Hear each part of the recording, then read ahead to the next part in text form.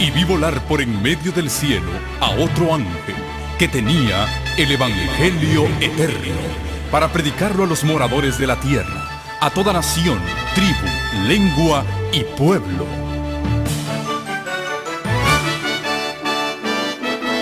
Con ustedes su programa cristiano con temas bíblicos de actualidad. Un programa que trae al mundo la verdad presente. Este es el Evangelio Eterno.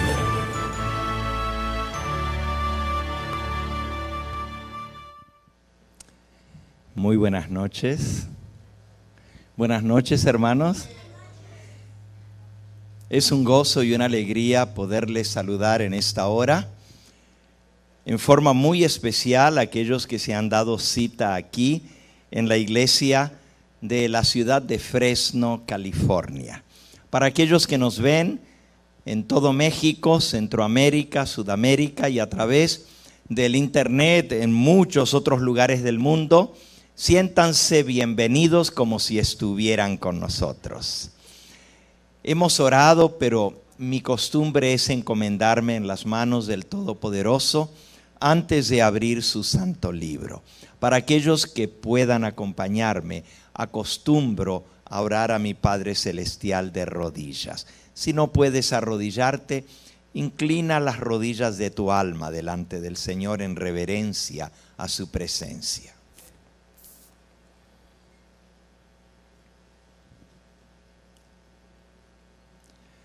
Padre Santo y Dios nuestro, sea tu nombre engrandecido y glorificado en esta hora. Un grupo de tus hijos hemos venido a tu casa de oración buscando recibir de ti el pan que ha de alimentar nuestra alma. Ese alimento espiritual, esa leche espiritual no adulterada, para que por ella crezcamos para salvación, si es que hemos gustado la benignidad del Señor. Humildemente me encomiendo en tus manos, Señor. Te pido que tú dirijas mis pensamientos, me des palabras para expresar tu verdad y prepares los corazones de cada uno de los que estamos aquí para que tu semilla caiga en buen terreno y pueda germinar, pueda crecer, pueda fructificar y pueda dar frutos para vida eterna. Señor, bendice las necesidades particulares de cada uno de los que nos escuchan en esta hora, donde quiera que estén, y responde al pedido de cada corazón. Tú dices que tú has de oír desde los cielos nuestra oración y has de derramar bendición hasta que sobreabunde. Gracias por la seguridad de que tú has de cumplir tu promesa. Lo pedimos todo en el nombre precioso de Cristo Jesús. A Él sea la gloria y la honra por los siglos de los siglos. Amén, Señor. Amén. Voy a comenzar en esta noche haciendo una declaración que podría llamarle controversial, es poco. Les voy a tirar una bomba. Y como estamos cerca del 4 de julio, pues no se asusten, ¿verdad? Lo que voy a decir a continuación para algunos va a parecer cosa rara, pero se los voy a demostrar por la palabra de Dios. La división entre ministros y laicos no es bíblica. ¿Escucharon lo que dije? La división, la separación, la distinción que hacemos la mayoría de nosotros entre ministros y laicos no es bíblica. No está en la Biblia. Es más, la palabra de Dios enseña que todos nosotros cada uno de nosotros somos ministros. Y también la Biblia enseña que todos nosotros, los pastores y cada miembro de iglesia, todos somos laicos. Y usted dice, ¿cómo? Entonces, ¿no hay ministro y no hay laicos? La palabra laicos viene del griego laos. Y laos quiere decir pueblo. Laos theos, pueblo de Dios, o laos theú, pueblo de Dios. Y vamos a leerlo. Vamos a la epístola del apóstol San Pedro. Esto es en Primera de Pedro, en el capítulo 2 y en el versículo 9. Primera de Pedro 2:9.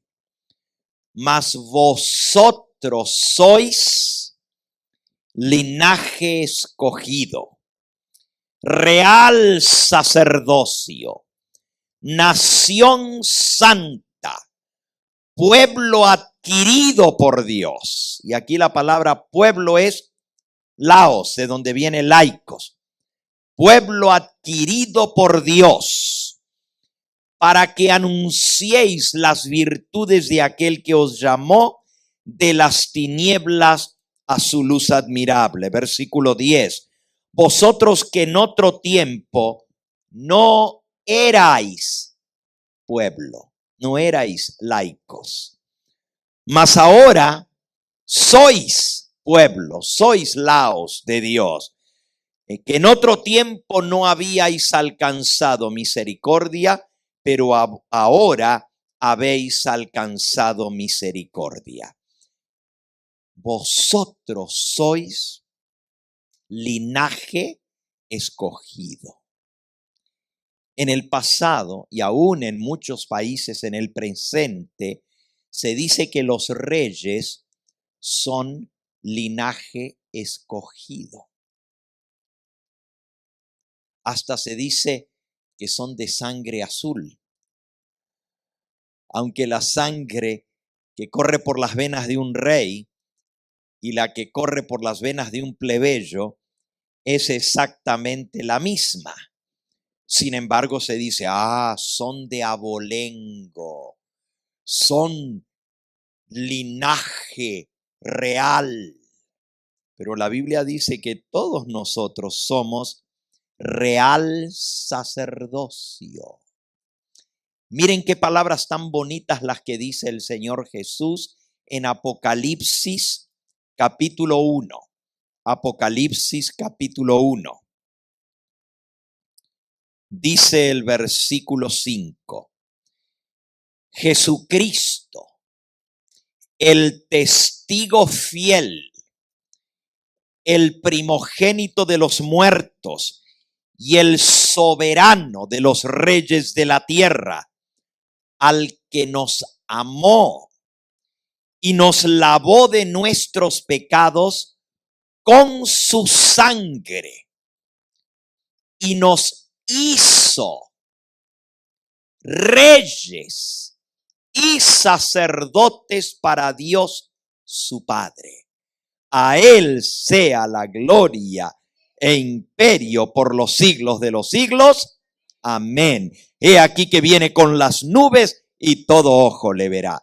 Dice que Jesucristo, el testigo fiel, el primogénito de los muertos, Él nos amó, Él nos lavó de nuestros pecados con su sangre y nos hizo. Si tú estás lavado con la sangre de Cristo, entonces el Señor Jesús te ha hecho rey y sacerdote. Pero la gente dice, no, el sacerdote es el que ministra en el altar. Y de ahí viene la palabra ministro, el que ministra en el altar. Los demás somos laicos. Pero aquí dice que todos somos reyes, si hemos sido lavados por la sangre de Cristo, y todos hemos sido hechos sacerdotes para Dios. ¿Ustedes creen semejante cosa? Pero ¿y entonces de dónde viene esto? De que hay unas personas que son los ministros, los sacerdotes, y los demás son, perdonen la palabra, los borregos, las ovejitas. Uno es el pastor y otras son las ovejitas. Y no las confundamos, el pastor es el pastor y los borregos son los borregos. ¿Saben lo que dice mi Biblia? Jehová es mi pastor, nada me faltará. ¿Quién es mi pastor? Cristo es mi pastor. Él dijo, yo soy el buen pastor. El buen pastor su vida da por las ovejas. Entonces, si Él es el pastor, si Él es el sumo sacerdote, porque así dice la Biblia, que Él se sentó a la diestra de Dios y Él intercede por nosotros como sumo sacerdote. Entonces, ¿de cuándo para aquí el Señor estableció una clase especial dentro de su pueblo que son sacerdotes y los demás no son sacerdotes? Cuando aquí dice vosotros sois real sacerdocio. El Señor Jesús nos hizo reyes y sacerdotes para Dios. Y tú dices, pero entonces, si todos somos sacerdotes, ¿a poco no necesitamos un sacerdote a quien confesarle nuestros pecados? Primera de Juan, capítulo 1, nos dice en el versículo 9, si confesamos nuestros pecados, ¿a quién? Él es fiel y justo para perdonar nuestros pecados y limpiarnos de toda maldad. ¿Quién es Él, el que perdona los pecados? Versículo 7. Si andamos en la luz, como Él está en luz, tenemos comunión los unos con los otros, y la sangre de Jesucristo, su Hijo, nos limpia de todo pecado. El que nos limpia con su sangre, Él es fiel y justo para perdonar nuestros pecados si confesamos nuestros pecados a Él. Él es fiel y justo para perdonar los pecados. Salmo 32. Salmo 32. Dice el salmista, y él bien lo sabía.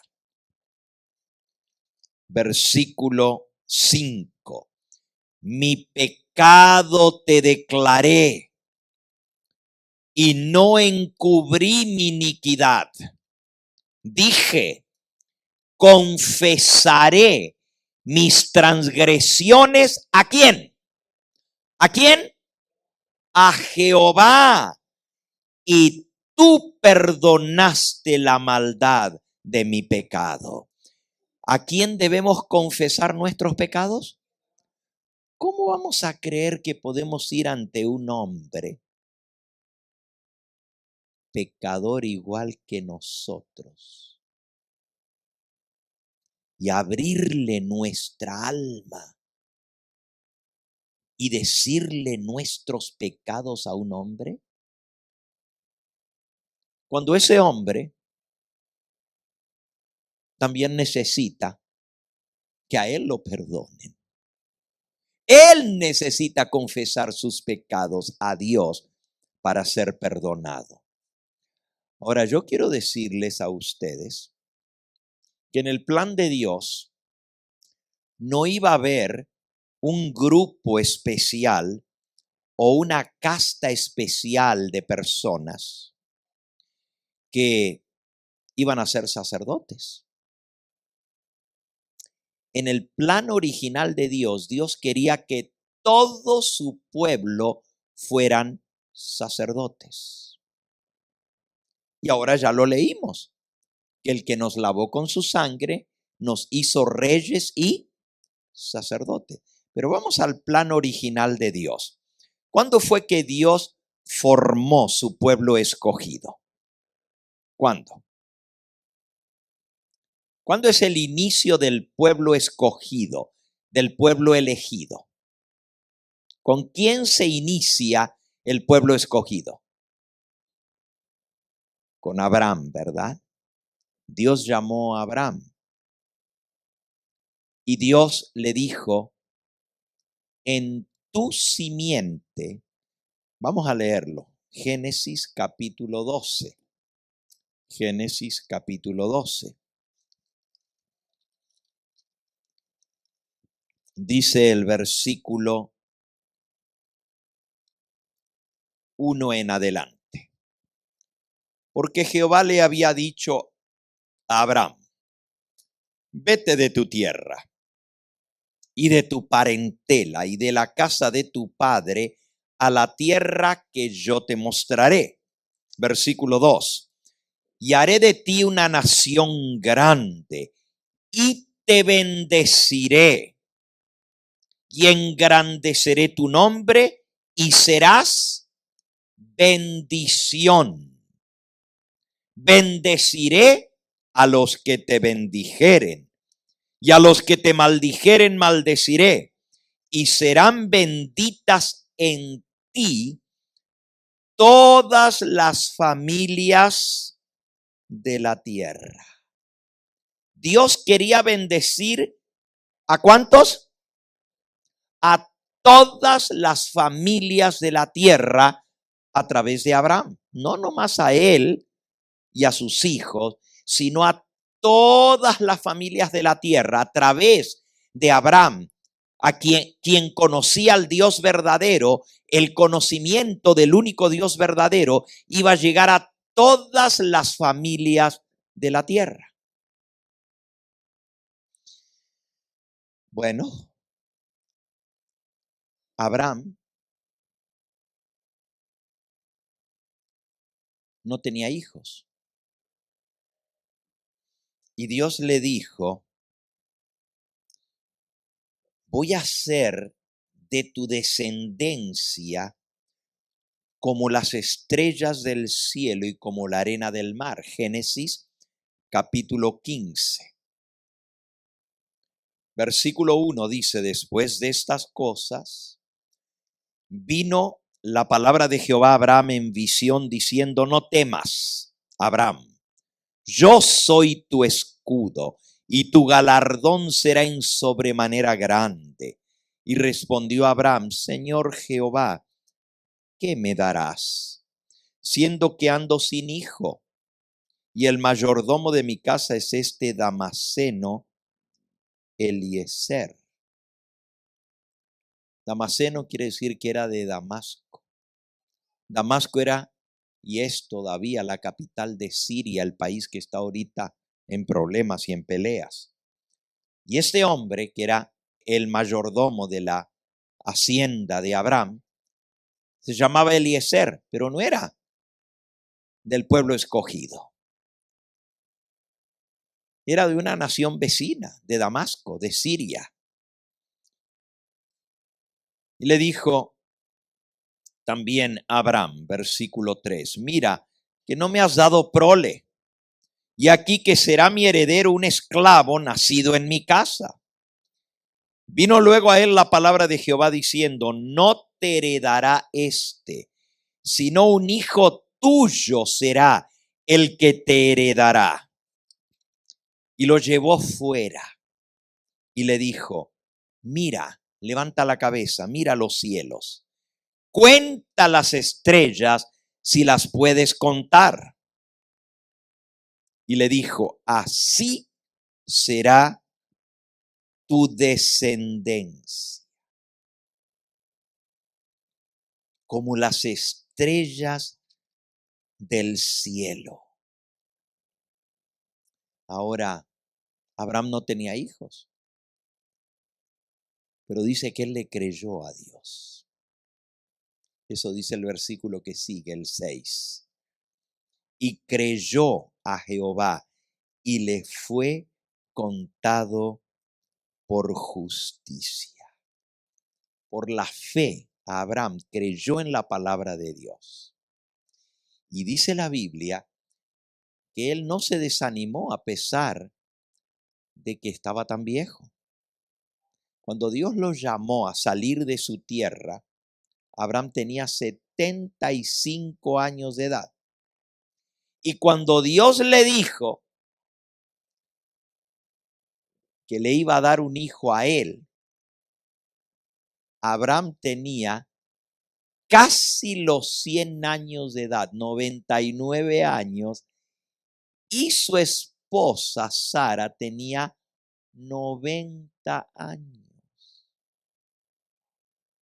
Nunca habían podido tener hijos, nunca. Porque Sara era estéril. Pero ahora peor, porque Sara ya era mayor, ya no podía tener hijos, ya se había pasado la edad cuando se puede tener hijos. Imagínense una viejita de 90 años, ya pasita, toda arrugadita. Nunca había tenido hijos. Y ahora Dios le dice, vas a tener un hijo. Incluso Dios bajó del cielo y vino con 2 ángeles y se le apareció a Abraham.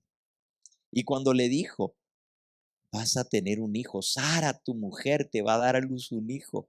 Sara estaba detrás de la puerta. ¿Y se acuerdan lo que hizo Sara cuando escuchó eso? Se rió. Y cuando Dios le dijo, ¿por qué se ha reído Sara, tu mujer? Ella dijo, no me reí. Y le dijo Dios, sí, te reíste. Y para que veas, voy a volver a los 9 meses y vamos a ver si no tienes un hijo. Abraham creyó y Dios le concedió el pedido de su corazón. Saben, para Dios no hay ninguna cosa imposible. Yo me acuerdo que hace años atrás, en la ciudad de Chicago, yo visité un matrimonio que no tenían hijos.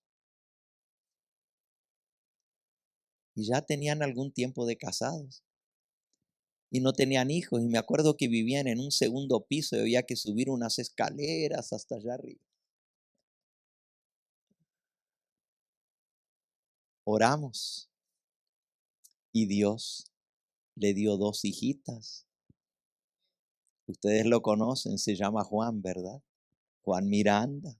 Y no podían tener hijos. Tenían más de 10 años de casado. Y Dios le dio hijos. Pero no tenemos que ir tan lejos como hasta Chicago. Me acuerdo que fui y ellos no vivían en el segundo piso, vivían abajo. Yo lo dije adrede porque ellos seguramente pensaron que yo estaba hablando de Martín y de Lucy. También fui a la casa de ellos y oramos para que el Señor les diera un hijo. Y Dios tuvo a bien contestar la oración. ¿Cuántos años tenían ustedes de casados y no habían tenido hijos? 13 años de casados y no habían tenido hijos.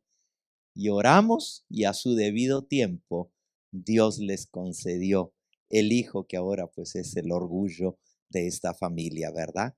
Para Dios no hay nada imposible. Y Abraham creyó y Dios le dio un hijo. Pero el plan de Dios era que a través de la descendencia de Abraham, el conocimiento del Dios verdadero llegara a todas las familias de la tierra, porque Dios no es un Dios exclusivista. A veces pensamos, Dios nomás ama a los que le sirven a Él. No, la Biblia dice que Dios ama a todos los hombres y que Dios quiere que todos los hombres sean salvos y vengan al conocimiento de la verdad.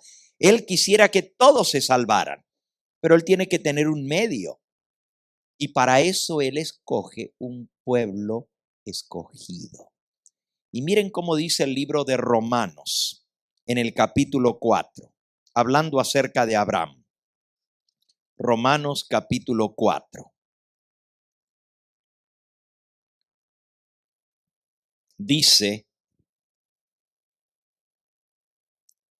en el versículo 3, porque ¿qué dice la Escritura?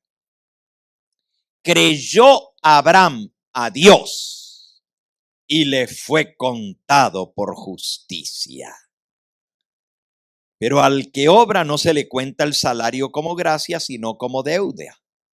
Mas al que no obra, sino cree en aquel que justifica al impío, su fe le es contada por justicia, como también David habla de la bienaventuranza del hombre a quien Dios atribuye justicia sin obras, diciendo: bienaventurados aquellos cuyas iniquidades son perdonadas y cuyos pecados son cubiertos. Bienaventurado el varón a quien el Señor no inculpa de pecado.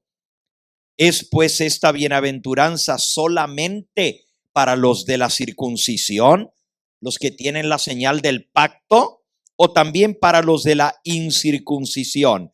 Porque decimos que a Abraham le fue contada la fe por justicia.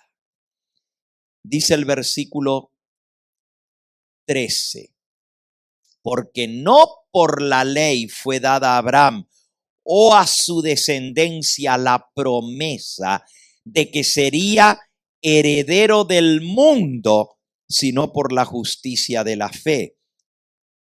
Y luego dice en el versículo 16, por tanto es por fe, para que sea por gracia, a fin de que la promesa sea firme para toda su descendencia, no solamente para la que es de la ley, sino también para la que es de la fe de Abraham, el cual es padre de todos nosotros. Como está escrito, te he puesto por padre de muchas gentes delante de Dios, a quien Abraham creyó, el cual da vida a los muertos y llama las cosas que no son como si fuesen.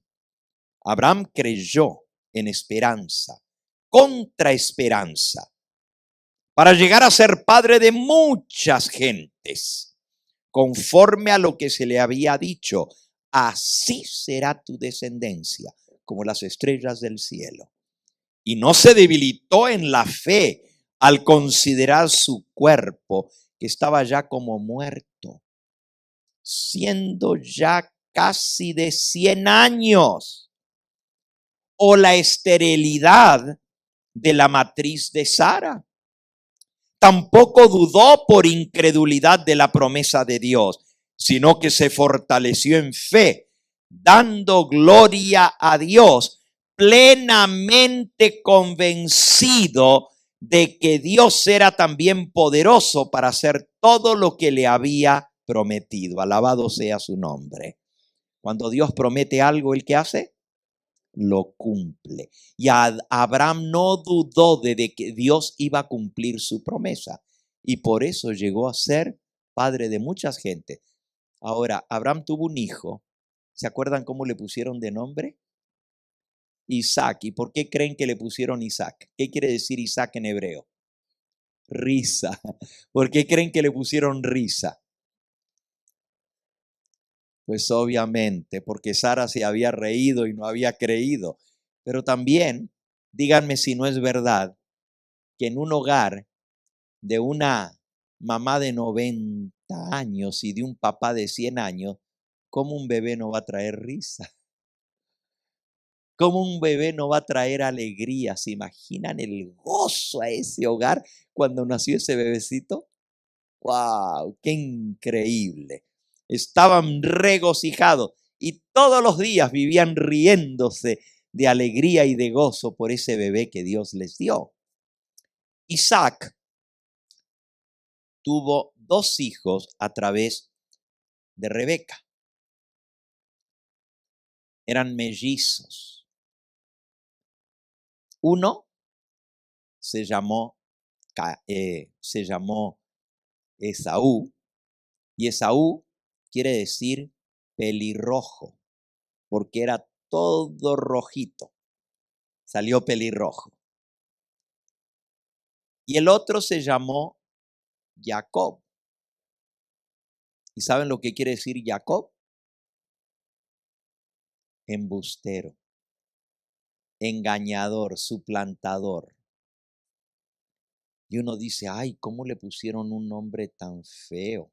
¿Usted le pusiera a su hijo un nombre así, engañador? Bueno, la pura verdad es que los 2 niños venían en el vientre de la misma madre. Y a la hora de nacer, Jacob, que todavía no tenía nombre, sacó la manito. Y la partera le ató una cintita de color rojo para reconocerlo y decir, este es el que nació primero.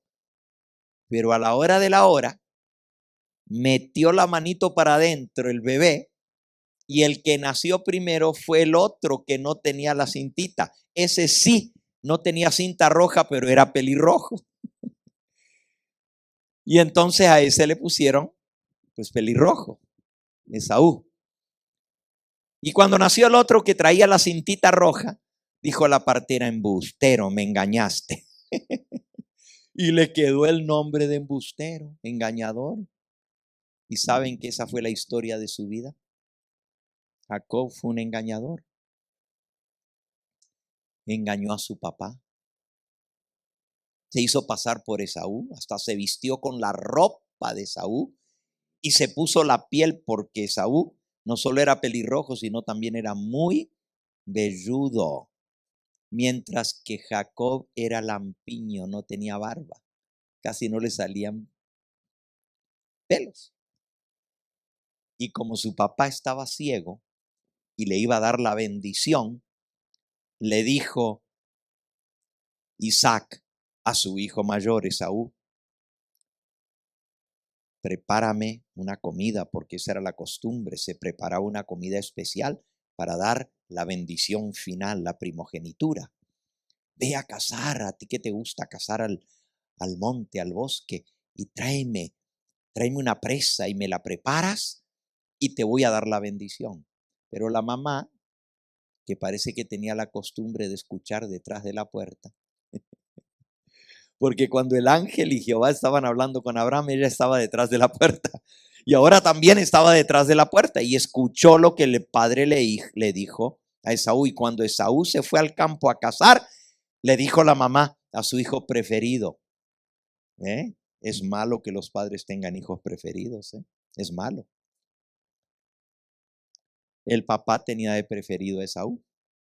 Y a pesar de que antes que nacieran, Dios les había dicho que el menor iba a servir, que el mayor iba a servir al menor y que el menor iba a ser el principal.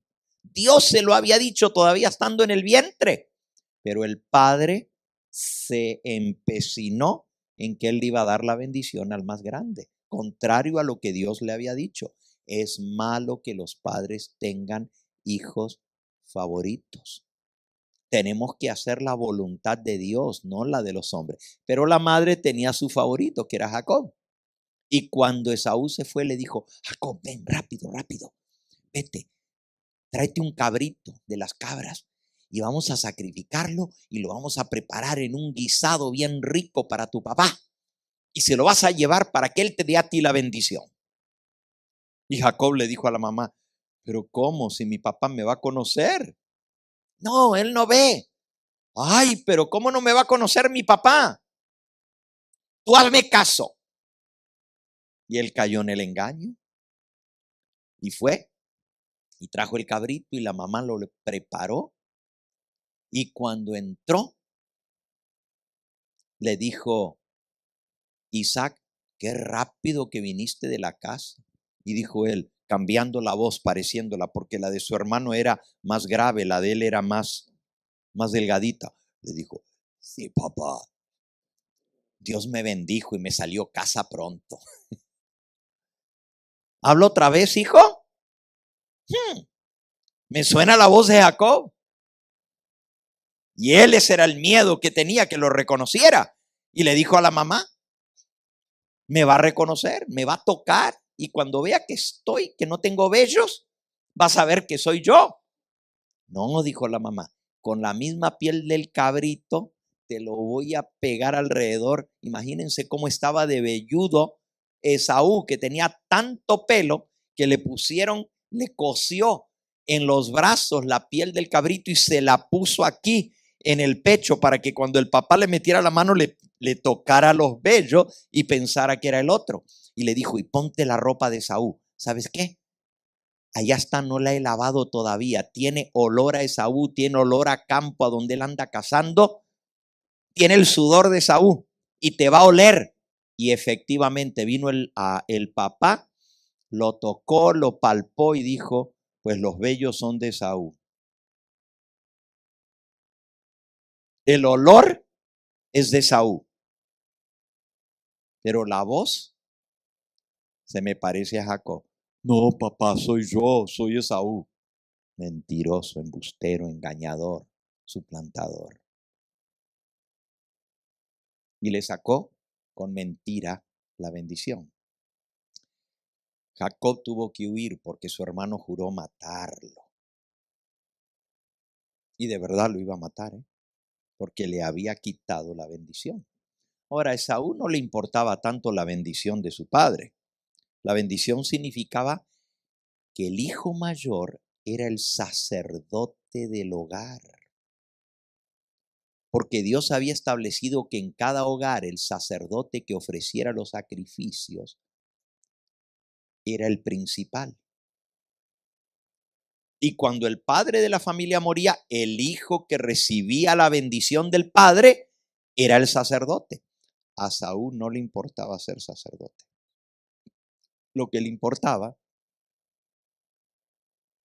era la herencia. Porque el primogénito recibía doble porción de la herencia, pero no le importaba la herencia espiritual. A Jacob sí le importaba. Pero miren, ni aún las cosas buenas se pueden conseguir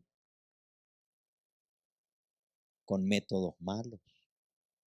No hay excusa para hacer algo malo solamente porque decimos que el bien justifica los medios.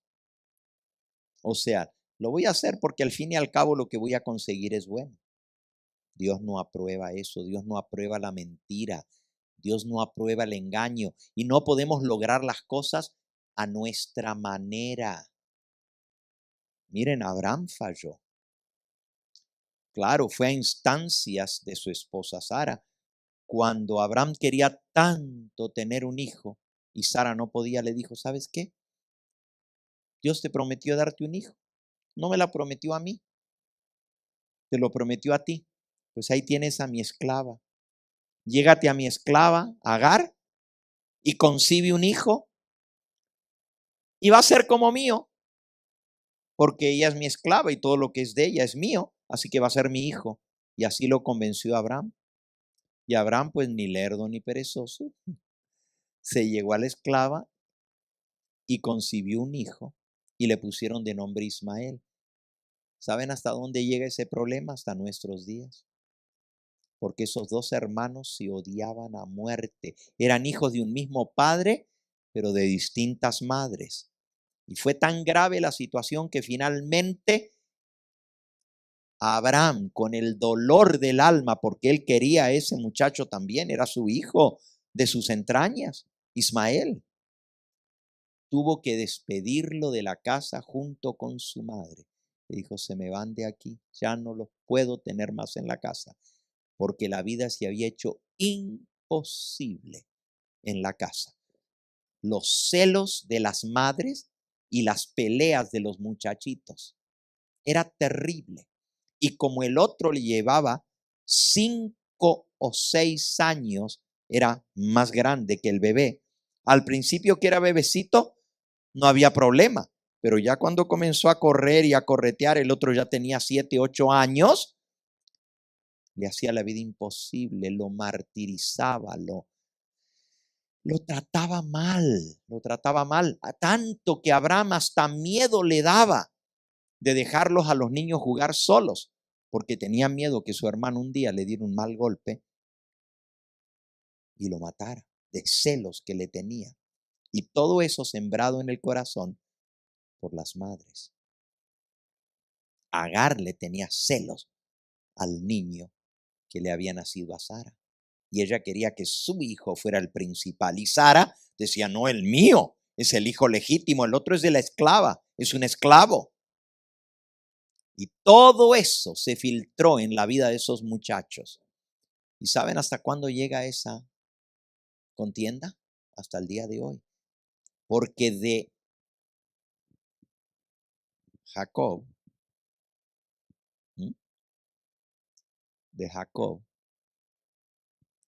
nacieron las 12 tribus de Israel.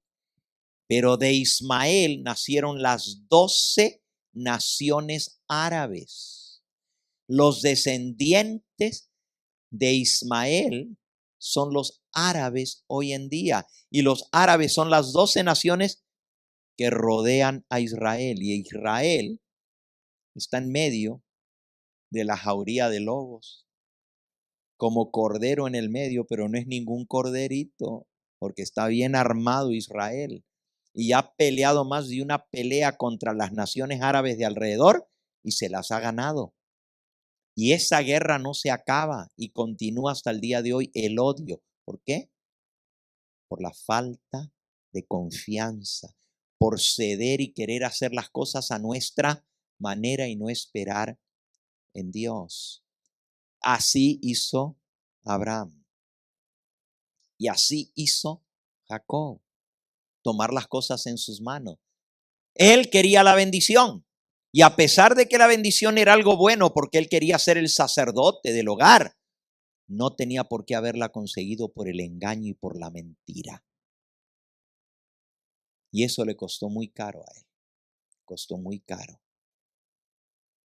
Bueno, la historia de la nación de Israel. De allí de Jacob vienen los 12 hijos. El último que le nació fue Benjamín. 12 hijos tuvo Jacob y una hija mujer, una sola. Se llamaba Dina, su hija. Pero los 12 hijos, de ahí salieron las 12 tribus de Israel. Pero fueron a Egipto. Y estuvieron 400 años de esclavos. Y al final salieron. Dios los sacó con milagros, con tremendas señales. Y los trajo a la tierra prometida. Pero cuando Él los acababa de sacar de Egipto, los sacó para que pudieran servirle a Él. ¿Se acuerdan lo que le decía Moisés a Faraón? Dice Jehová, Dios de Israel, deja ir a mi pueblo para que me sirva. ¿Cuántas veces se lo dijo Moisés a Faraón?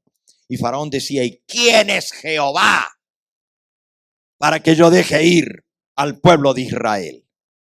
No conozco al tal Jehová. Y Moisés decía, bueno, pues mejor que lo vayas conociendo. Y extendía la vara y le salían piojos por todas partes. Y la próxima vez extendía la vara y le subían ranas por todas partes. Y cada vez que Faraón no aguantaba ya la plaga, decía, Moisés, Moisés, ven, quita la plaga, ahora sí los voy a dejar ir. Y cuando ya Moisés quitaba la plaga, decía, pues no los voy a dejar ir. Y endurecía su corazón, hasta que finalmente Dios le tocó lo que más le dolía. Le quitó su propio hijo. Pero no solamente a él, sino a todos los egipcios murieron los primogénitos. Ahora, ¿por qué les cuento esta historia? Y usted dice, ¿pero qué tiene que ver esto con los sacerdotes, con los ministros, con los laicos y todo lo que usted comenzó hablando como que nos cambió la historia. No, tengo que hacer un poquito de historia para que entendamos el plan de Dios. Ahora que hemos entendido esto, vamos a ver qué fue lo que Dios le dijo al pueblo de Israel cuando lo sacó de Egipto. Vamos al libro de Éxodo, en el capítulo 19. Éxodo capítulo 19.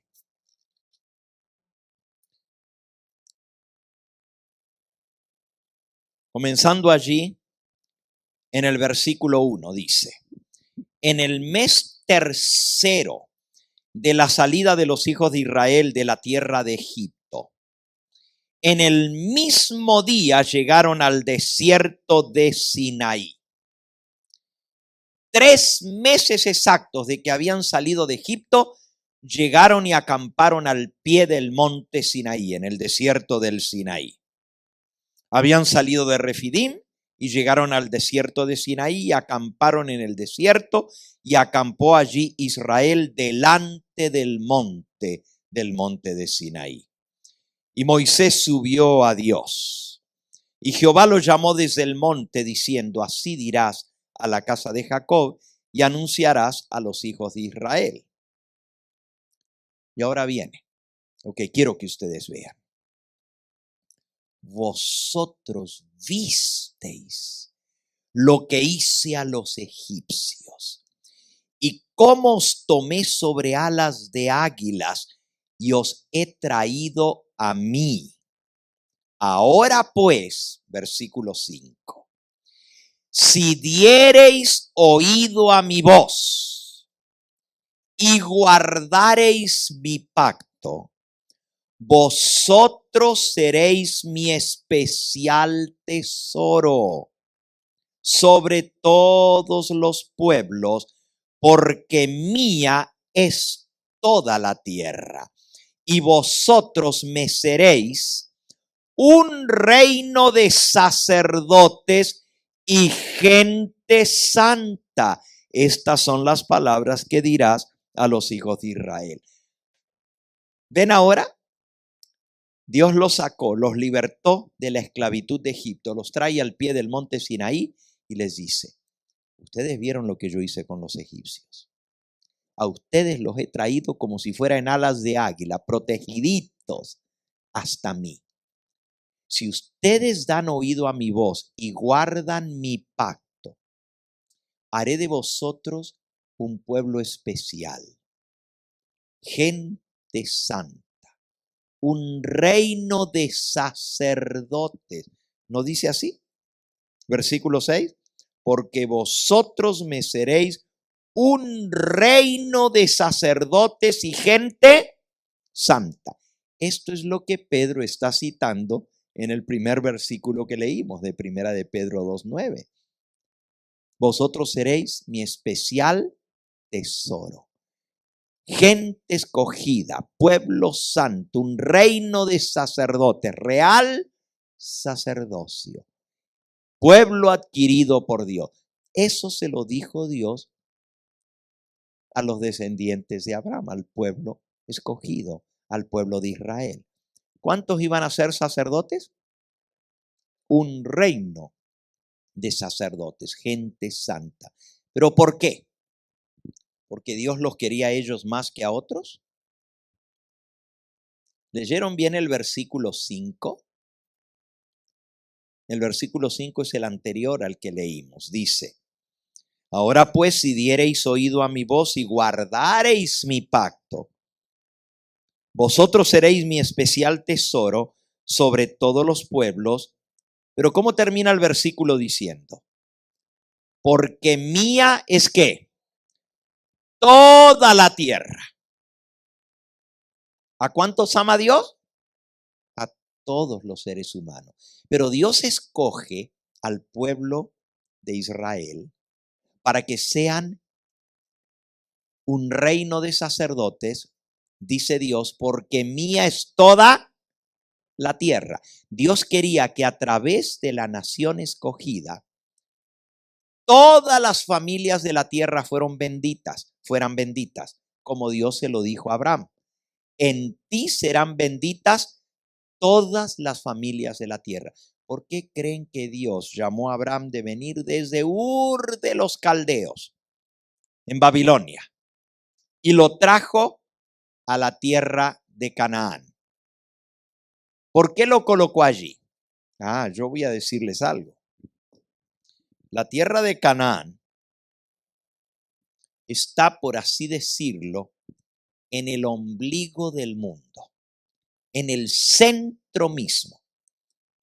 Israel es el paso obligatorio que une 3 continentes. Los 3 continentes más conocidos y los únicos que se conocían en aquella época. Esa era la tierra de aquel entonces, porque América, el continente americano, todavía no se había descubierto. Y Australia menos. Son 5 continentes en el mundo. 5 continentes. Europa, Asia y África. Son los 3 que se conocían en aquella época. Y luego, pues viene América y finalmente se descubre Asia y las islas del Pacífico. No Asia, sino Australia y Nueva Zelanda. Pero es una isla.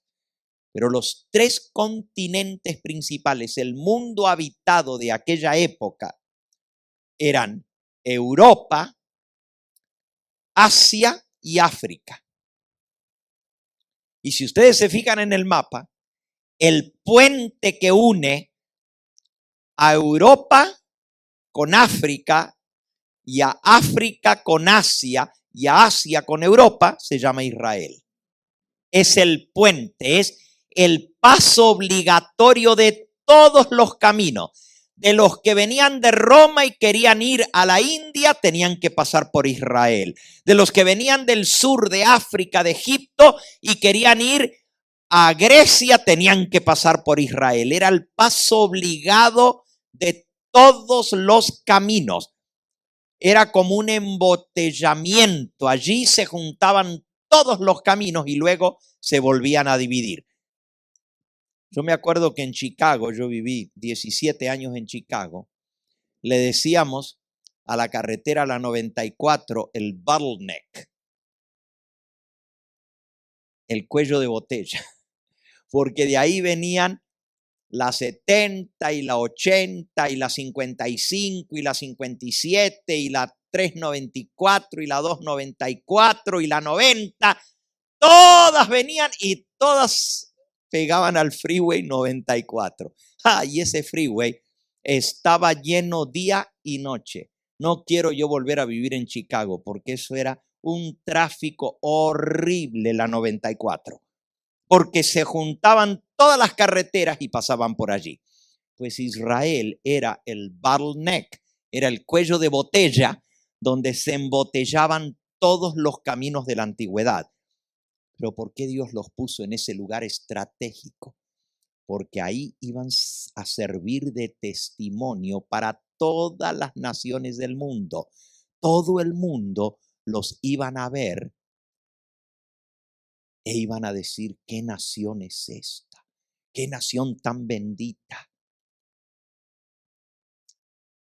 Miren lo que dice en Malaquías, capítulo 3.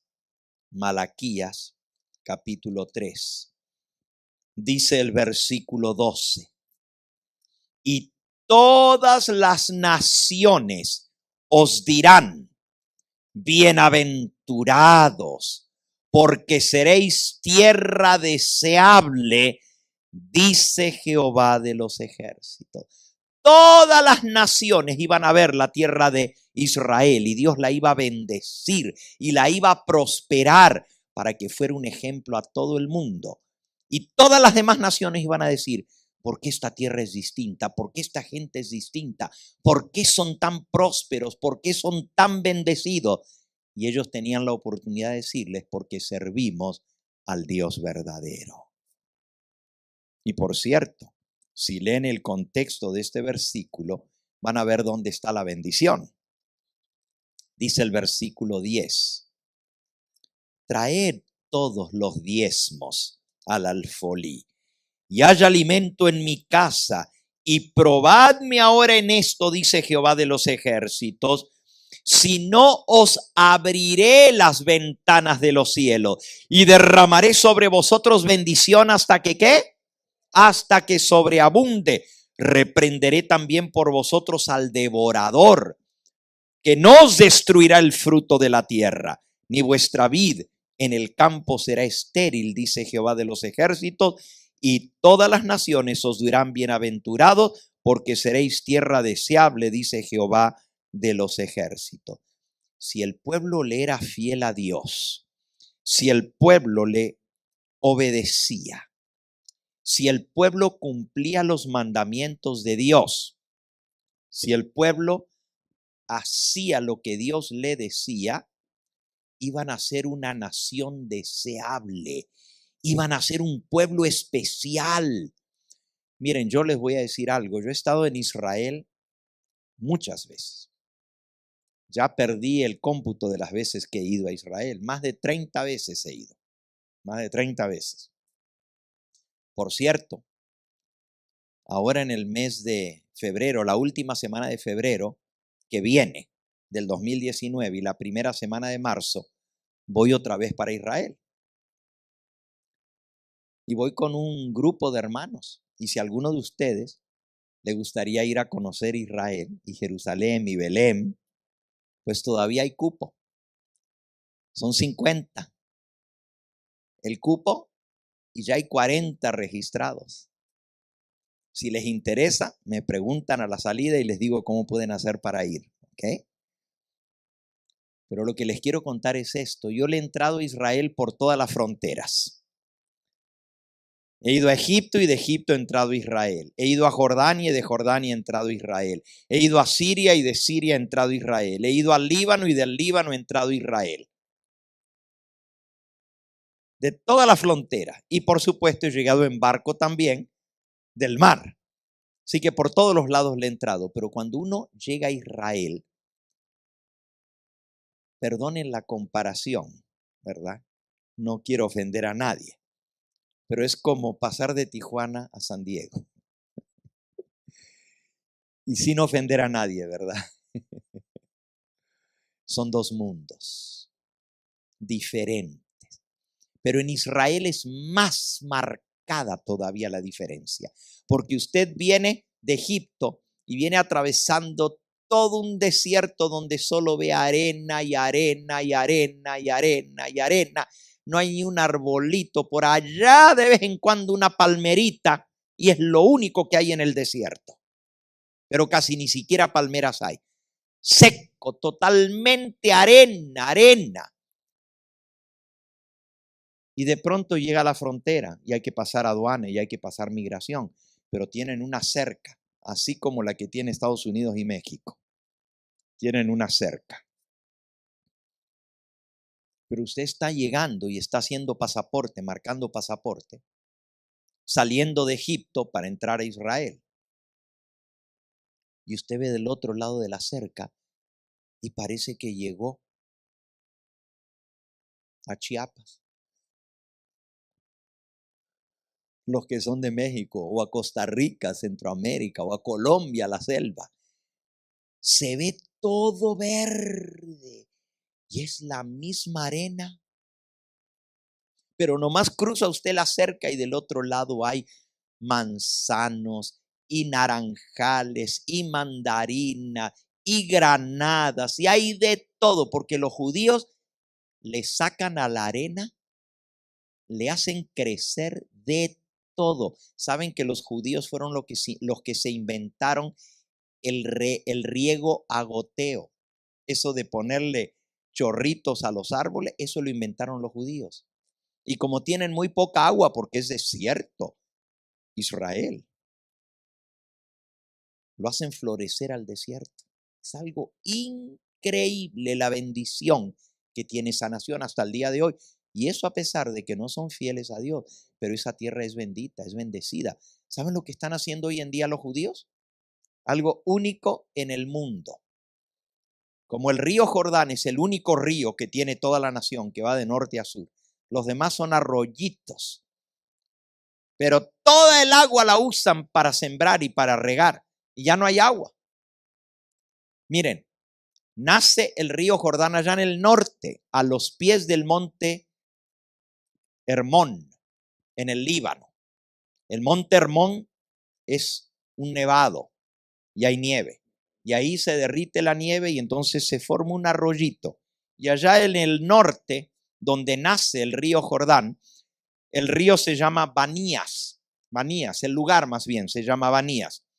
Y usted literalmente puede pegar un salto y cruzar el río Jordán, a donde nace, donde se derrite la nieve. Pero luego va bajando, bajando y se va haciendo más grande, y luego es un tremendo río con una tremenda corriente. Pero entonces llega al mar de Galilea. Y el mar de Galilea pues es un mar de agua dulce. Le llaman mar, pero es un lago de agua dulce, que es en donde desemboca el río Jordán y llena el mar de Galilea. Pero toda esa agua la usan para regar. Y ya cuando sale, usan tremendas tomas de agua y de allí se saca el agua para llevarla hasta Jerusalén. Es como la presa natural de todo Israel, el mar de Galilea, porque es agua dulce.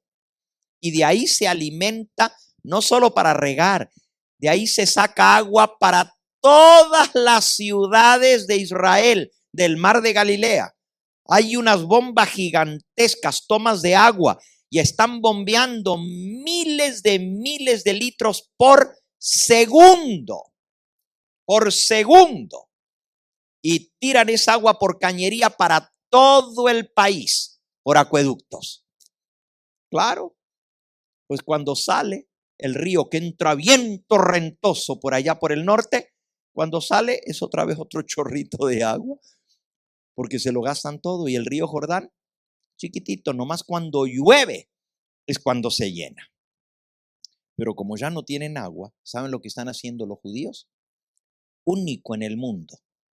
Están agarrando agua del mar Mediterráneo, que es agua salada, y la están haciendo pasar por tuberías, como eso es un calor tremendo, y la evaporan, y entonces la evaporación luego se condensa y están recogiendo el agua y transformando agua salada en agua dulce.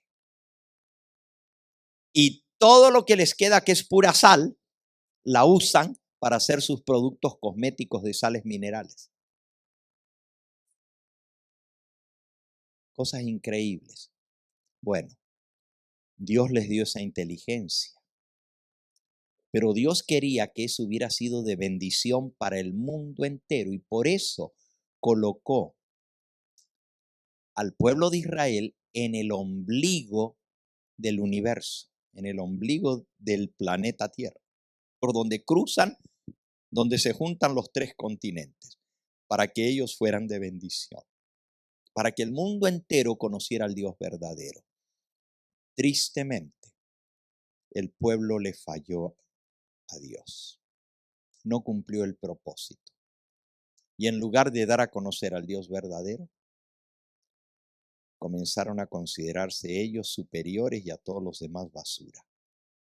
Y ni se juntaban con los que no eran judíos. Les llamaban inmundos. Inmundos. Así les llamaban a los que no eran judíos. ¿Se acuerdan Pedro cuando fue a la casa de Cornelio? Léanlo, está en Hechos de los Apóstoles en el capítulo 10. Hechos, capítulo 10. Dice que Pedro llegó a la casa de Cornelio, que era un centurión romano, él no era judío, y encontró que se había reunido Cornelio y toda su familia.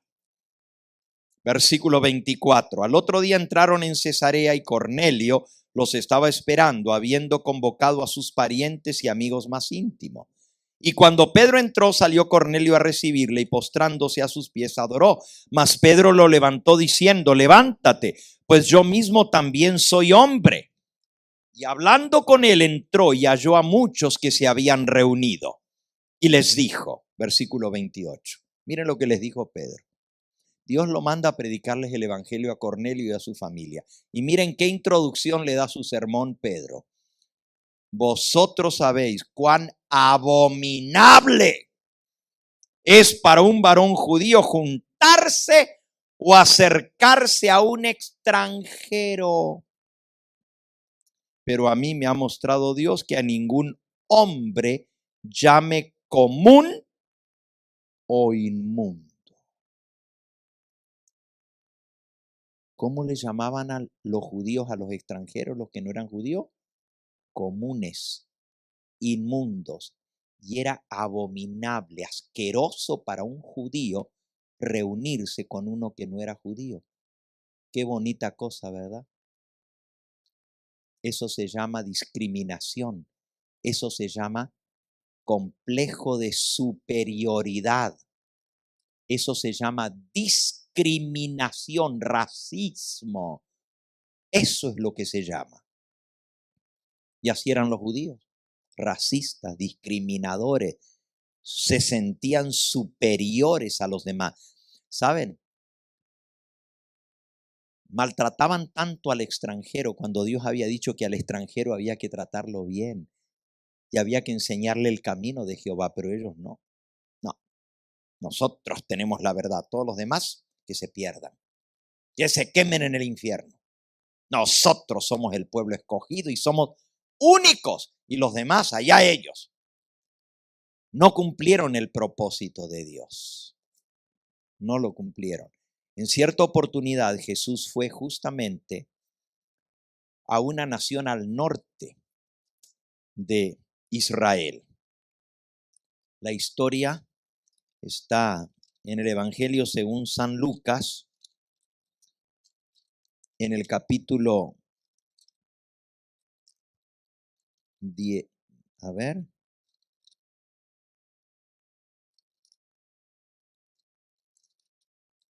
Ya se me olvidó en qué capítulo está. Jesús va a Sirofenicia. Bueno, está también en Mateo capítulo 16, pero lo quería leer en San Lucas.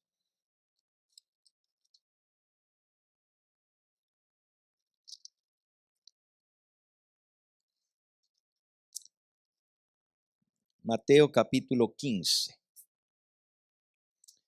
Dice, saliendo Jesús de allí, versículo 21, se fue a la región de Tiro y Sidón. Por cierto, el contexto de esto, el contexto de lo que viene hablando, lo que vamos a leer ahora, ilustra lo que Jesús acaba de decir. Si se fijan un poquito antes, dice en el versículo 11, Mateo 15, 11.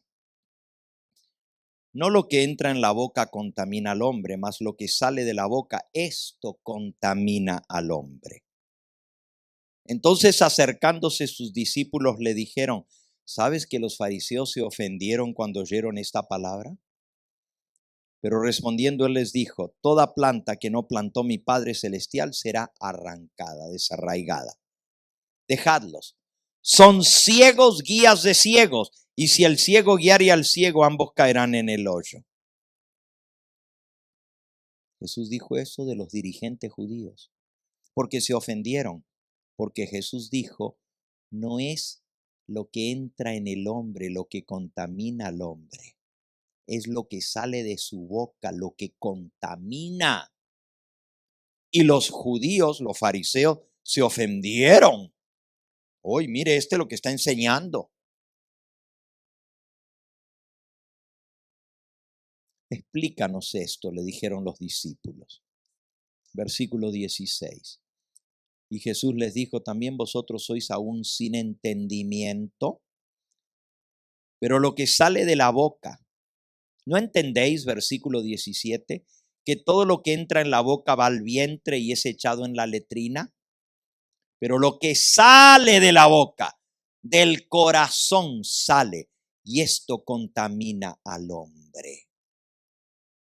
Porque del corazón salen los malos pensamientos, los homicidios, los adulterios, las fornicaciones, los hurtos, los falsos testimonios, las blasfemias.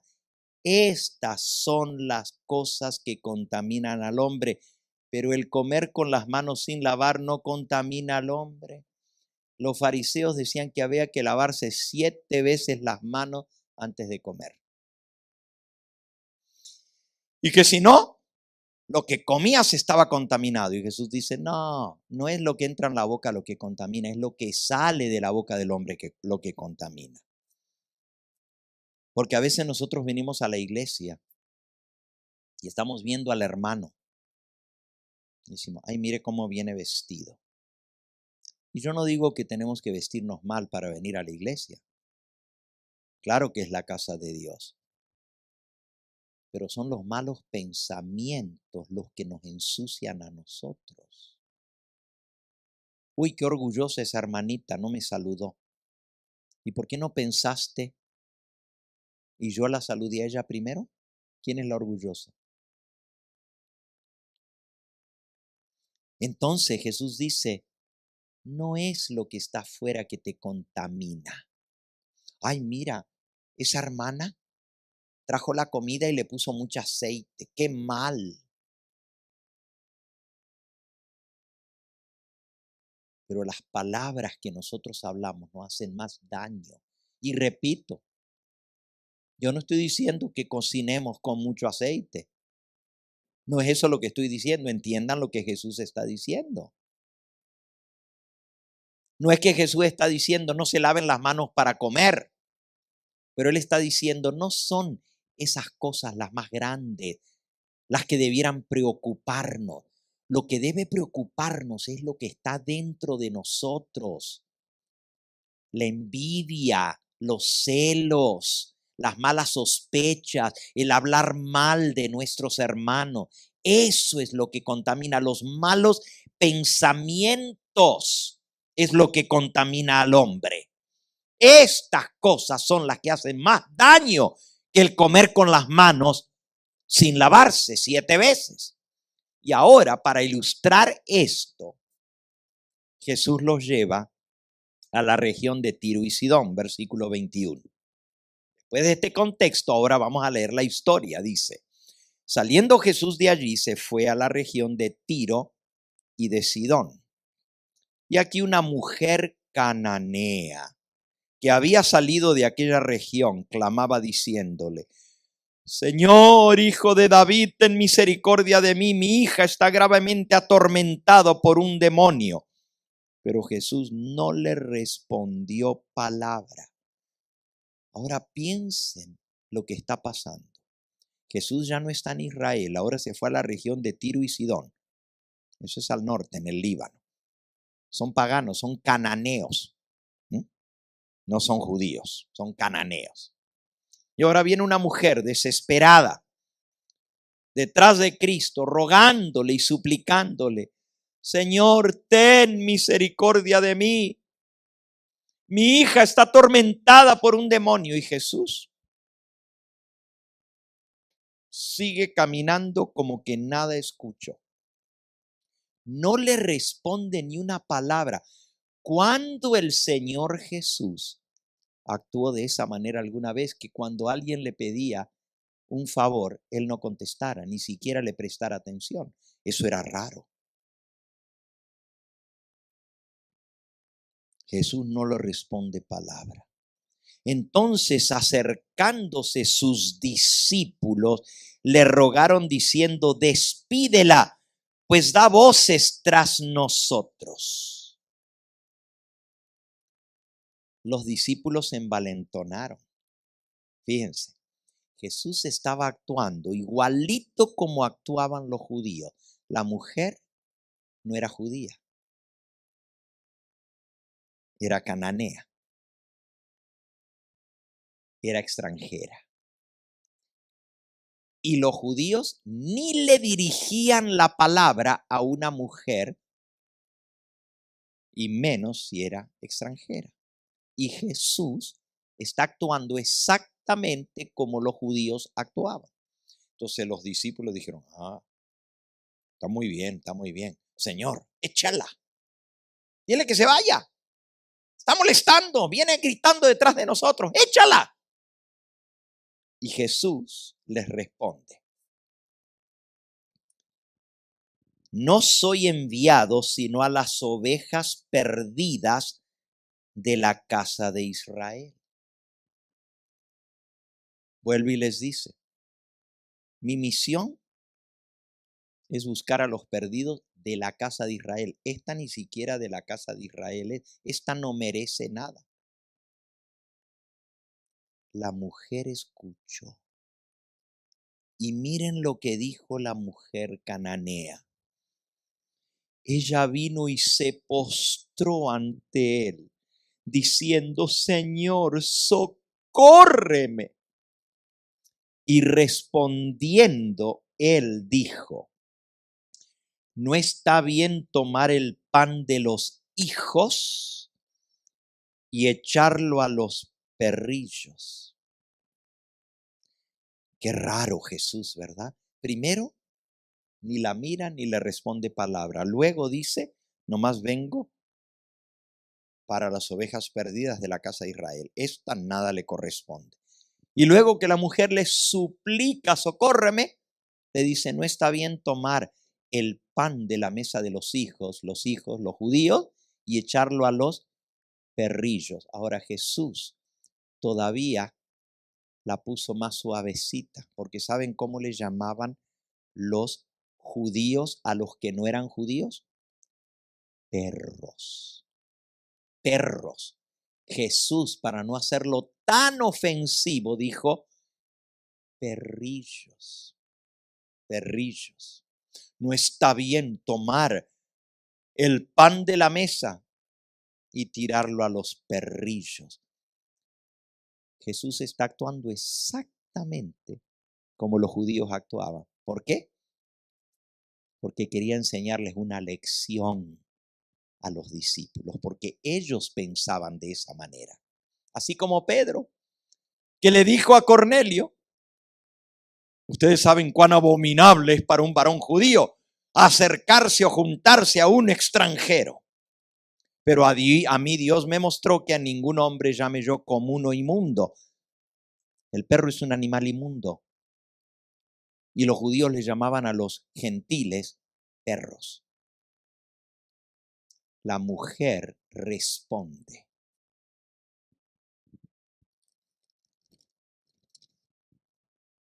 Sí, Señor. Versículo 27. Pero aún los perrillos comen de las migajas que caen de la mesa de sus amos. Entonces respondiendo Jesús dijo, oh mujer, grande es tu fe, hágase contigo como quieres. Y su hija fue sanada desde aquella hora. No era que Jesús no quería ayudarla, claro que la quería ayudar, pero él sabía hasta dónde él podía ir y él sabía la fe de esta mujer y les dio una tremenda lección a sus discípulos. En el Evangelio de Marcos, la misma historia, Jesús dice, o sea, más bien Marcos registra algo que no lo registró Mateo. Jesús dijo, ni aún en Israel he encontrado la fe que he encontrado en esta ciudad. Ni entre los hijos de Israel está la fe de esta mujer que dijo, sí, es correcto. No es bueno darle el pan de los hijos a los perrillos, pero los perrillos comen las migajas que caen de la mesa. Señor, aunque sea, dame de tus migajas, pero sáname a mi hija. Eso es fe, eso es fe. Y Jesús le sanó a su hija, porque él quería sanarla desde el comienzo y por eso los llevó allá, para enseñarles la lección, que Dios no hace acepción de persona. Ahora, hermanos, lo que pasó con la nación de Israel es trágico. Dios quería que fuesen bendición. Llama a Abraham y le dice, en ti serán benditas todas las familias de la tierra. Cuando los saca de Egipto, les dice, vosotros sois mi especial tesoro, pueblo santo, un reino de sacerdotes, porque mía es toda la tierra. A través de ellos Dios quería bendecir a todas las familias de la tierra y por eso los pone en Canaán, para que fueran el centro de evangelización para el mundo entero. ¿Saben que hasta el día de hoy Israel es un centro importantísimo de evangelización? Cuando nosotros vamos a Israel, y no estoy haciendo propaganda del viaje, ¿verdad? Pero cuando vamos para allá, todos los que viajan con el pastor Gambetta ya saben, porque se los digo de antemano. En la aerolínea te dejan llevar 2 maletas, vuelo internacional, 2 maletas. Una lleva tu ropa, la otra vas a llevar material para hacer la obra misionera. A mí no me importa que tú vayas pagando tu pasaje. Si tú quieres viajar con el pastor Gambetta, vamos a hacer obra misionera en Israel. Pero ¿saben por qué? Porque allá viene gente de todas partes del mundo, porque es un lugar turístico por excelencia. Vienen gente desde la Argentina hasta Alaska, desde la China hasta Australia. De todas partes usted los ve allá, pero por montones, todos los lugares donde Jesús anduvo, están todos así llenos de turistas. Y nosotros llevamos el deseado de toda la gente y el conflicto de los siglos para regalarlo. Y la gente que quizás no te aceptaría un libro cuando usted le dice la mejor biografía de nuestro Señor Jesucristo y le regala el deseado. Ay, sí, me lo voy a llevar de recuerdo de Israel, dice la gente. Y si hablan español, le damos el libro en español. Y si hablan inglés, en inglés. Y si hablan árabe, en árabe. Llevamos de varios idiomas para poderlos regalar y hacer la obra misionera. Y saben, hermanos, cuando nosotros vamos, filmamos programas para el canal de televisión, los filmamos allá en Israel. Y como estamos filmando y están todas las cámaras, y el grupo de hermanos que va con nosotros, pues tiene que hacer un círculo para que la gente no se atraviese y pase por delante y podamos filmar tranquilos. Entonces le hacemos hacer un círculo. Y ustedes saben lo que pasa con los curiosos, ¿verdad? Ven un círculo de gente alrededor y hay cámara y la gente se acerca y se ponen todo alrededor. Y yo predico mi sermón de media hora, eso sí, de media hora, ¿verdad? Predico y toda la gente escuchando. Y ya terminando el sermón, a repartir los tratados que llevamos. Tomen. Y toda la gente nos agarra el material y hacemos la obra misionera. Porque es un centro de evangelización. Y gente que nunca pensaría en aceptar un tratado, si se lo das en su casa, en Estados Unidos o en Argentina, donde viene, allá en Israel te recibe todo. Y están la mente abierta para escuchar de Dios, porque están en el lugar donde Dios hizo los milagros, están en el lugar donde Cristo nació, están en el lugar del pozo de Jacob, donde Jesús sacó agua, o la mujer samaritana le dio agua para beber. Están en el lugar donde Cristo resucitó, la tumba vacía, y ahí está la tumba vacía, y eso prepara el corazón para que la gente acepte escuchar la palabra de Dios. Por eso, si quieres ir conmigo, una maleta es para material. La otra maleta es para que lleves tu ropa. Pero claro, siempre al regreso, la gente me agradece.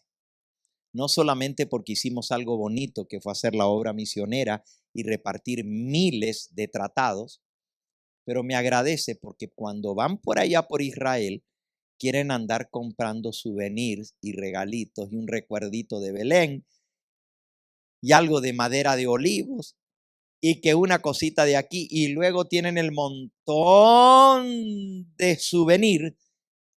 Y yo les digo, ya ven, ahora tienen la maleta de los materiales vacía, llénenla de su souvenir. Y entonces la gente dice, ay, qué bueno, porque si no, no podría haber traído mi mantel que compré en Israel, que dice Shabbat Shalom, paz en el santo sábado, el mantel para poner los sábados en la casa, se compra uno, y el otro, ay, no podría haber traído mi menora, el candelabro de 7 brazos para traérmelo. Ay, no podría haber traído mi cuerno, el shofar para todo, porque la gente compra de todo lo que venden allá y le encanta traer su souvenir. Y es bonito porque nos recuerda eso, ¿verdad? El lugar donde estuvimos.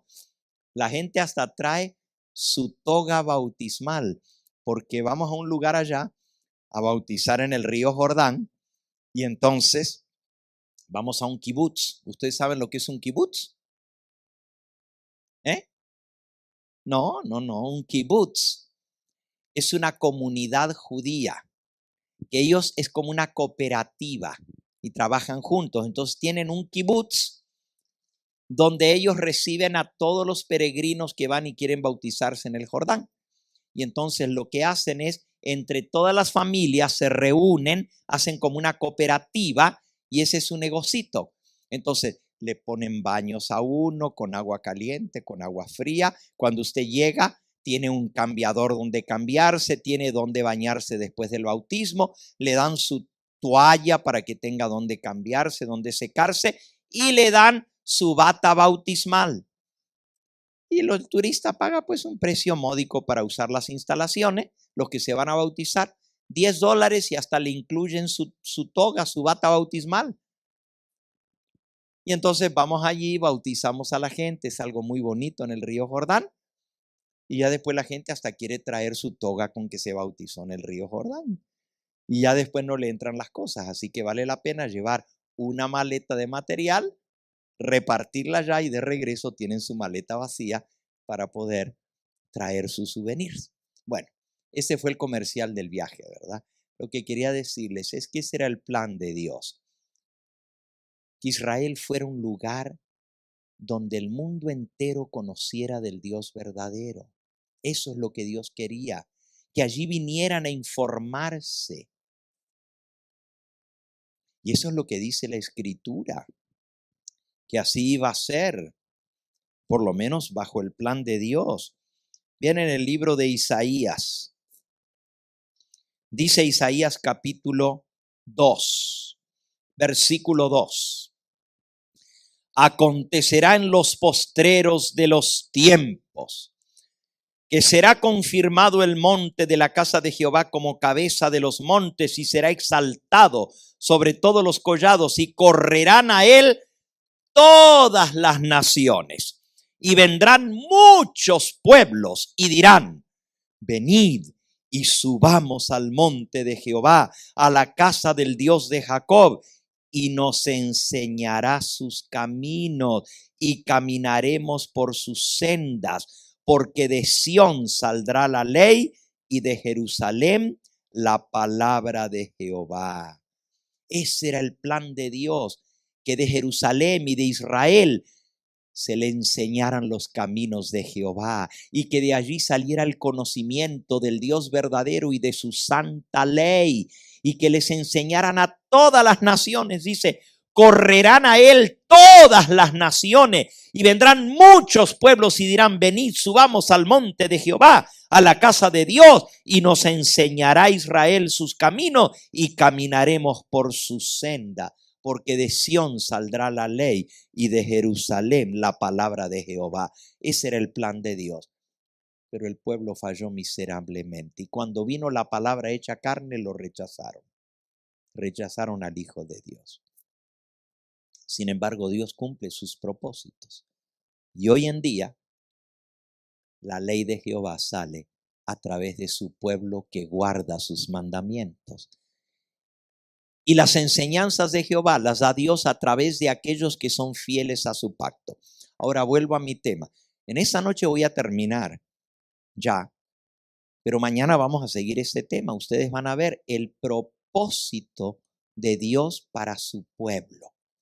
¿Cuántos de los que están aquí esta noche y de los que me escuchan por los medios de comunicación creen que nosotros somos el pueblo escogido, real sacerdocio, gente santa, pueblo comprado por la sangre de Cristo.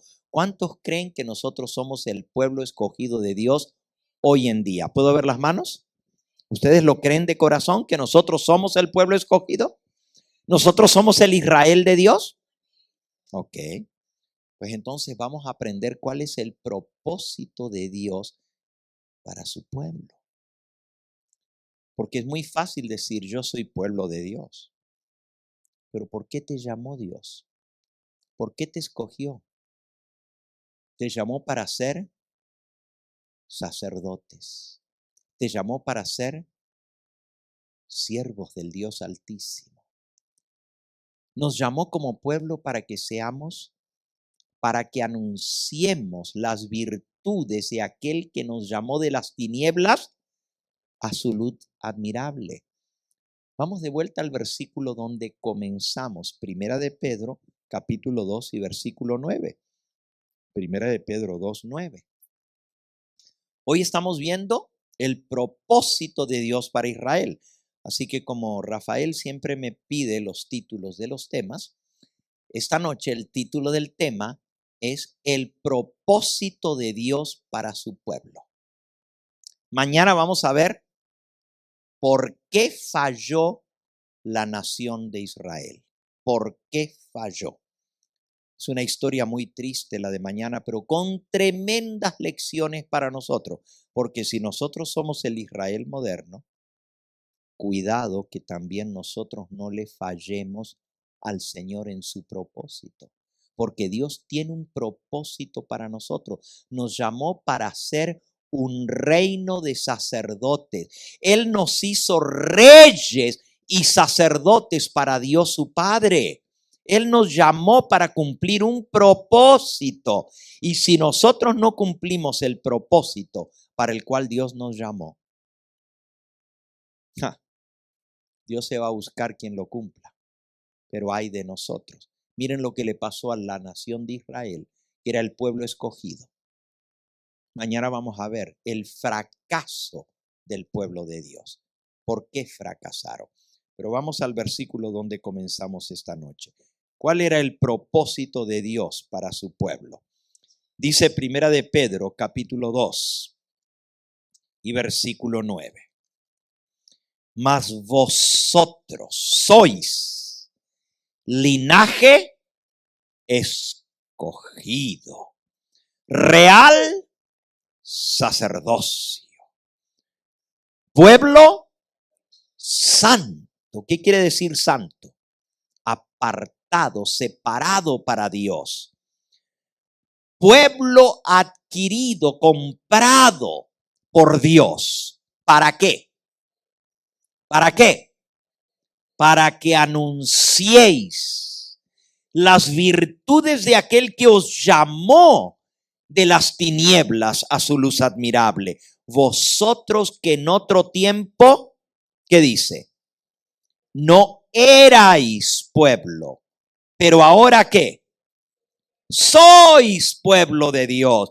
Vosotros que en otro tiempo no habíais alcanzado misericordia, pero ahora habéis alcanzado misericordia. ¿Le dan gracias ustedes a Dios? Que Dios tuvo misericordia de nosotros. ¿Realmente estamos agradecidos? ¿Ustedes saben cuántos millones de personas hay en el mundo? Son millones. Solamente en la China, y la China es una nación pagana. Casi no hay cristianos en la China y es comunista. Es una nación comunista cerrada, donde no se permite predicar el evangelio. Los ponen en la cárcel y los matan por predicar el evangelio. 1 de cada 5 habitantes del planeta Tierra vive en la China. Es el país más poblado de todo el planeta y es pagano y no conoce del Dios verdadero ni de Cristo. Casi la mayoría de los chinos nunca siquiera han escuchado el nombre Jesús. Nunca lo han escuchado, no saben ni quién es Jesús. ¿Saben cuál es el segundo país más populoso del planeta Tierra? Otro país pagano, la India. La India, en la China vive el 20% de la población mundial. Y en la India vive otro 10% más. O sea, el 30%, 1 de cada 3 habitantes de todo el planeta Tierra o son chinos o son hindúes. Y son paganos. Y Dios nos escogió a nosotros para conocer su voluntad, para conocer a Cristo, la luz del mundo. Porque Él dice, yo soy la luz del mundo. Yo soy el camino y la verdad y la vida. Yo soy el buen pastor. Yo soy el pan vivo que descendió del cielo. El que de mí come este pan no tendrá más hambre. Y el que tome del agua que yo le daré no tendrá sed jamás. Jesús sacia la sed del alma. Jesús trae satisfacción al hambre de nuestro ser. Él es el único que puede llenar nuestras necesidades. Y nosotros tenemos ese conocimiento. Y la mayoría de la gente no lo sabe. ¿Por qué creen ustedes que Dios te escogió? Que Dios nos escogió a nosotros. ¿Ustedes creen que porque nosotros somos mejores que otros, Dios nos escogió?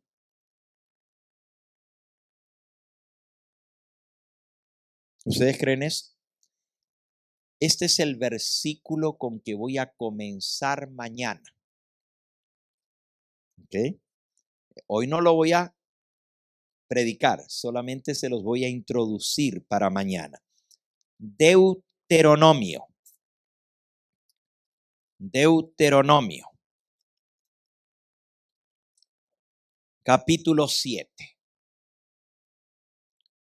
Nomás el versículo con que vamos a comenzar mañana dice así. Versículo 6. Porque tú eres pueblo santo para Jehová tu Dios.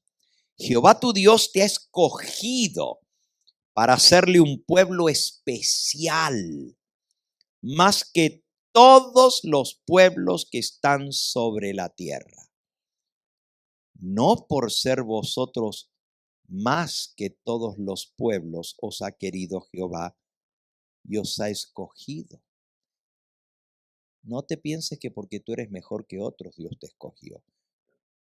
Pues vosotros erais el más insignificante de todos los pueblos, sino por cuanto Jehová os amó. ¡Wow! Por puro amor, Dios te escogió a ti, mi hermana, y me escogió a mí. Por puro amor nos escogió. No porque éramos mejores, no porque éramos más que los demás. Por puro amor. ¿Y para qué nos escogió? Para que anunciemos las virtudes de aquel que nos llamó de las tinieblas a su luz admirable. De todos los millones de personas que hay en el mundo, Dios puso sus ojos en ti, Maricruz. Dios puso sus ojos en ti, Lucía. ¿Y por qué? Dios tiene un propósito para nosotros, hermana María. Y Dios quiere, hermana Marta, que a través de nosotros el conocimiento de Cristo, de su salvación, de su misericordia y de su luz y de su ley llegue a todas partes de la tierra. Tú dices, ay, pero yo no puedo ir a todas partes de la tierra. Pero Dios te puso en un lugar y Él quiere que allí, en torno a donde tú vives, tú puedas ser luz para los que están en tinieblas. Tú puedas ser salvación para los que están perdidos. Tú dices, no, pero yo no soy la salvación, ¿no? Jesús es la salvación, pero tú tienes a Jesús, tú tienes lo que ellos necesitan. Entonces Dios nos ha llamado. Mañana vamos a ver por qué fracasó la nación de Israel. ¿Por qué fracasó? No sea que a nosotros nos pase lo mismo. ¿Ustedes creen que a nosotros como pueblo escogido nos podría pasar lo que le pasó a la nación de Israel? ¿Podría? ¿Podría Dios desecharnos, hacernos a un lado y buscarse a otros? Wow. Entonces no estemos tan seguros. Yo tengo la verdad. Yo soy el Israel de Dios. Yo soy adventista del séptimo día. Cuidadito. Porque Juan el Bautista le dijo a los judíos, ustedes se creen descendientes de Abraham, de cierto os digo, que Dios puede levantar descendientes de Abraham hasta de estas piedras. Dios quiere hijos que cumplan su propósito. Y si Dios nos llamó a ser sacerdotes, ¿en qué consiste nuestro sacerdocio? ¿Qué espera Dios de un sacerdote? Tú dices, no, pero yo no soy sacerdote. ¿Cómo que no? El que nos amó y nos lavó con su sangre y nos hizo reyes y sacerdotes para Dios su Padre. A Él sea la gloria. Entonces, si tú fuiste lavado y limpiado con la sangre preciosa de Cristo, Él te hizo sacerdote. Él te hizo rey para que reines. Y tú me dices, pero yo no quiero ser rey. Si eres hijo de un rey, pues un día vas a llegar a ser rey, aunque te guste o no. Si tú eres hijo de rey, eres príncipe. Y si eres príncipe, Él nos llamó para que seamos reyes y reinas. Wow. Y sacerdote. Y tú dices, no, pero yo no quiero ser sacerdote. Si Cristo es el sumo sacerdote, entonces nosotros ¿qué somos? Sacerdotes juntamente con Él. Y si no queremos la posición, tampoco queremos la salvación. Repito, si no queremos la posición que va con la salvación, entonces despreciamos la primogenitura como Esaú. Hacemos a un lado el tesoro que Dios nos da. Si tú dices, yo no quiero ser sacerdote, yo no quiero hacer ese trabajo, para eso le pagamos el diezmo a los pastores, para que ellos hagan el trabajo. You're wrong. You're wrong. Estás equivocado. Dios te ha llamado a ti para ser sacerdote. Y mañana vamos a ver en qué consiste el sacerdocio y cómo Dios nos quiere equipar para que nosotros podamos cumplir nuestro sacerdocio. ¿Saben lo que dijo Dios de Abraham? Yo sé que Él mandará a sus hijos y a su casa tras sí, a que guarden todos los caminos y los estatutos que Jehová su Dios le mandare. ¿Se puede decir lo mismo de ti? ¿Que vas a mandar a tus hijos y a tu casa tras ti, a que guarden los caminos de Jehová, como hizo Abraham? Tú dices, no, pero yo le enseñé el buen camino y ellos escogieron el mal camino. ¿Por qué? ¿Qué fue lo que vieron que no les gustó? Porque ¿a quién no le va a gustar ser hijo de un rey? ¿A quién no le va a gustar tener una posición exaltada? Entonces, quizás lo que vieron era todo lo contrario de lo que debieran haber visto. Mañana vamos a ver en qué consistió el fracaso del pueblo escogido. No sea que nosotros cometamos el mismo error hoy en día. ¿Quieres darle gracias al Señor porque Él te ha escogido? ¿Quieres decirle gracias, Señor, porque soy un hijo tuyo? ¿Cuántos están felices de ser hijos de Dios? ¿Cuántos están felices de saber que Dios nos escogió por puro amor? No porque éramos mejores, sino porque Él nos amó. ¿Le están agradecidos al Señor? Pues vamos a decirles gracias, Señor. Pero quiero cumplir el propósito que tú tienes para mi vida. Enséñame cuál es y estoy dispuesto a cumplirlo. Les invito a que nos pongamos de rodillas para orar en esta hora.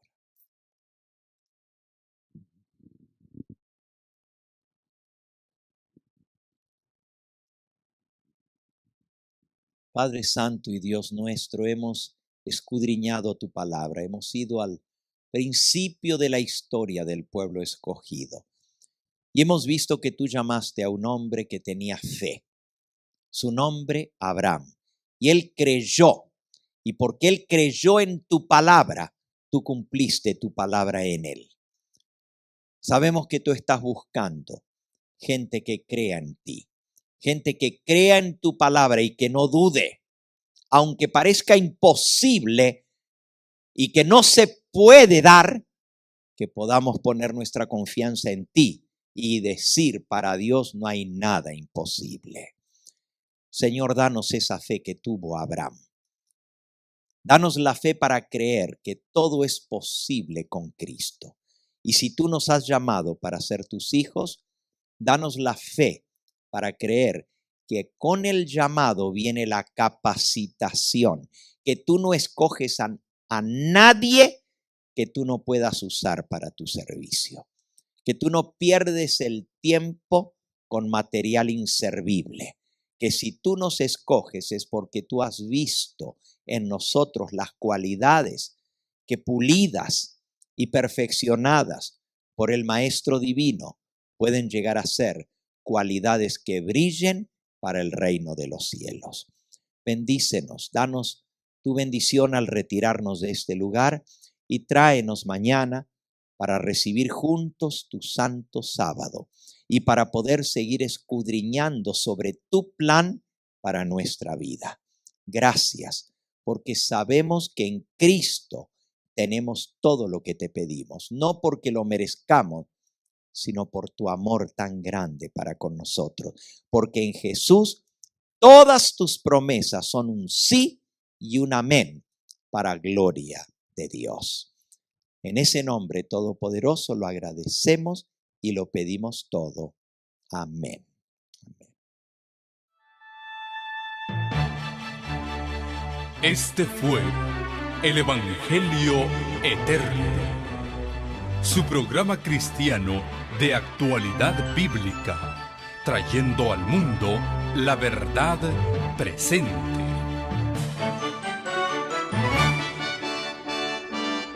Y vi volar por en medio del cielo a otro ángel que tenía el Evangelio Eterno para predicarlo a los moradores de la tierra, a toda nación, tribu, lengua y pueblo.